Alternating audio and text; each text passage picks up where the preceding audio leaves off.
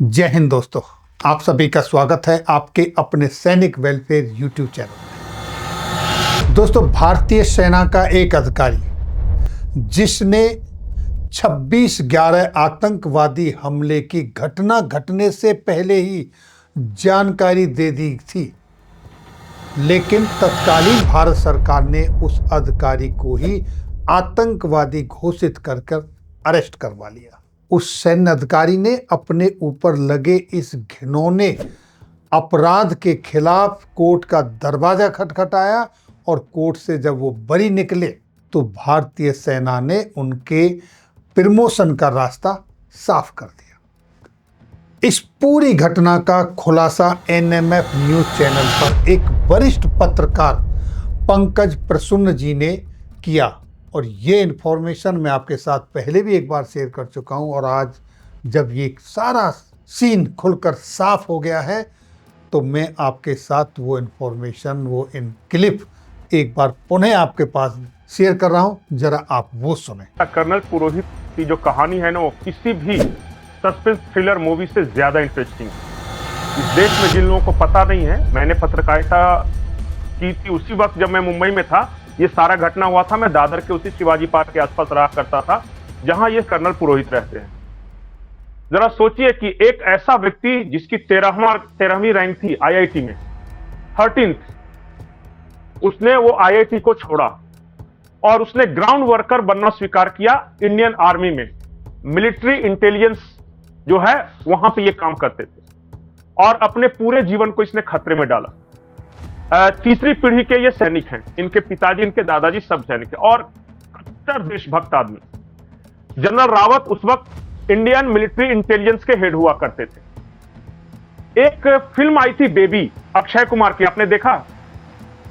उसमें एक Indian army ने एक एक्सपेरिमेंट करता है, वो एक बेबी यूनिट बनाते हैं और जो कि एक आर्मी के उस तरह के लोगों को चुनते हैं जिनका कोई पहचान नहीं रहेगी और वो कहीं भी जाके कोई भी कार्रवाई कर सकते। ठीक उसी तरह जनरल रावत ने कहा कि जो पारंपरिक तरीके हैं उससे हम आतंकवादी या अपने दुश्मनों से काबू नहीं पा सकते। तो उन्होंने एक यूनिट बनाया जिसका नाम था TET और वो गुप्त था, किसी को नहीं पता था।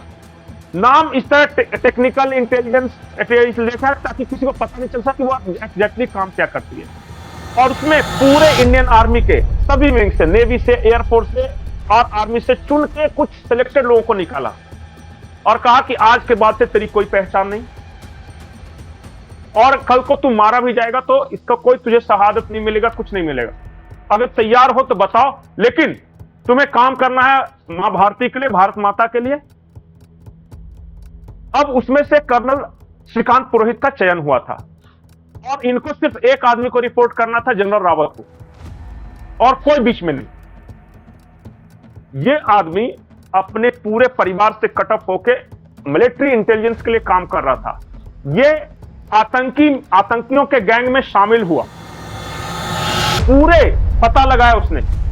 26/11 हमले जो होने वाले हैं सबसे पहले इसने डिस्क्लोज कर दिया अपने यूनिट को कि इस तरह का प्लान बना रहे हैं वो।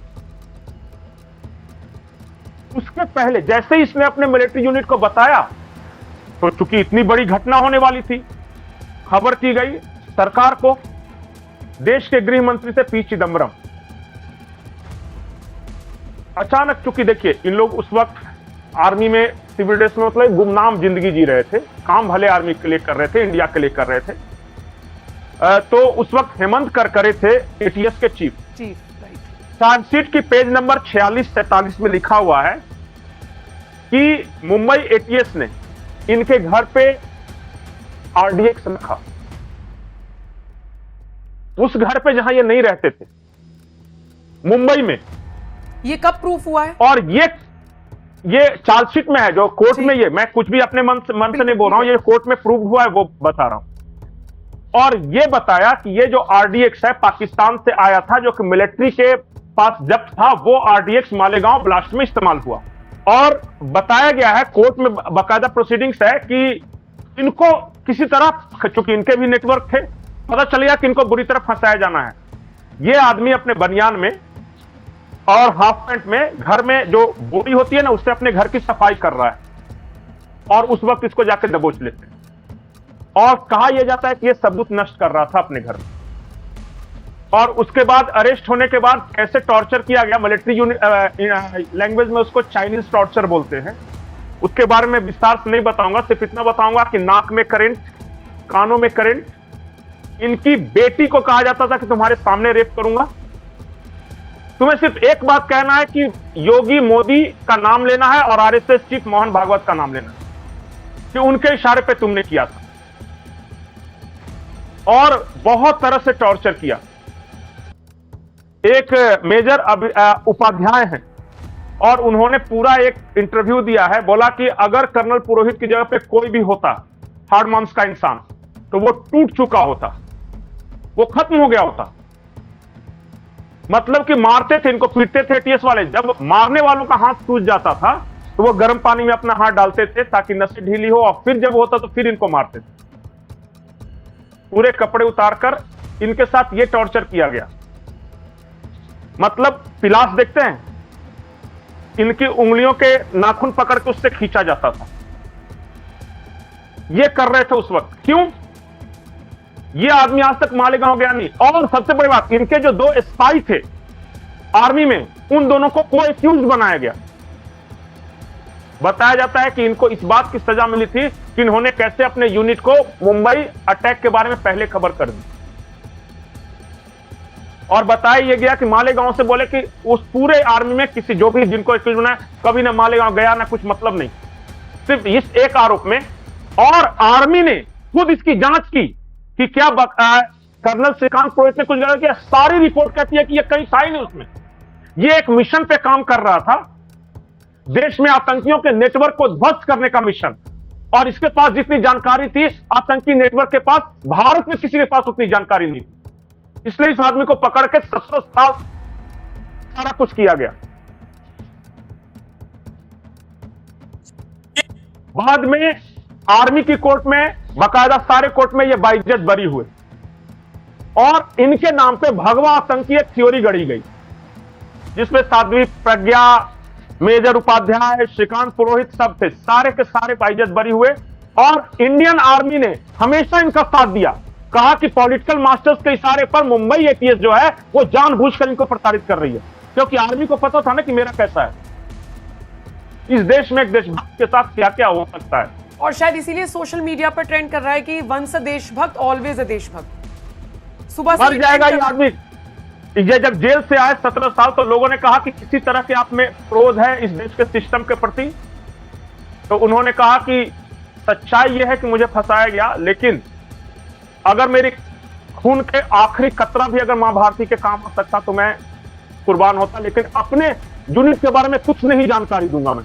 इनसे पूछा जाता था कि कौन कौन तेरे साथ काम कर रहा है, क्या है वो टेक्निकल टीईटी, क्या है इंडियन मिलिट्री का। ये बोले कैसे बता देते भाई, दुश्मन के पास चला जाता तो। कोर्ट में इनसे पूछा गया कि आप बच सकते हो अगर बता दो तो, ये खामोश रहते थे क्योंकि इनके कमांडर ने कहा था कि कुछ भी नहीं बताना उसके बारे में। हालांकि बाद में उससे भंग कर दिया गया।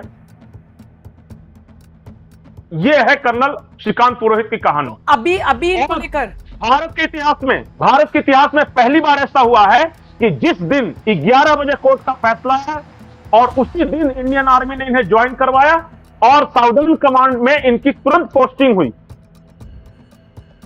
यह है भारत की फौज और यह है हमारे नेता। एक मेजर हैं, मैंने जिनका नाम लिया, उन्होंने कहा था कि सिर्फ एक काम के लिए अगर यूपीए के सारे नेताओं को कोई देशभक्त गोली मार देता तो वो पाप नहीं होता, लेकिन चूंकि हम अपने डिसिप्लिन में बने थे इसलिए किसी ने कुछ नहीं किया। ऐसी थी उस वक्त देश की स्थिति। एक आदमी जिसके पास प्राइम इंफॉर्मेशन होता था कि उस शहर में ब्लास्ट होने वाला है, यह बता सकता था, इसका नेटवर्क इतना स्ट्रांग था, लेकिन इसको जेल में बंद करके टॉर्चर किया जा रहा था। कितना मुश्किल है इस देश के लिए काम करना, बताइए। तो साथियों, अभी आपने सुना कितनी दर्दनाक ये घटना थी। अंत भला सो सब भला। आज कर्नल पुरोहित साहब को तो प्रमोशन मिल रहा है, लेकिन क्या उनके साथ जिन लोगों ने ये गद्दारी की, जिन लोगों ने उनको इस नर्क की जिंदगी में ढकेला, उनके लिए भी कोई सजा का प्रावधान है?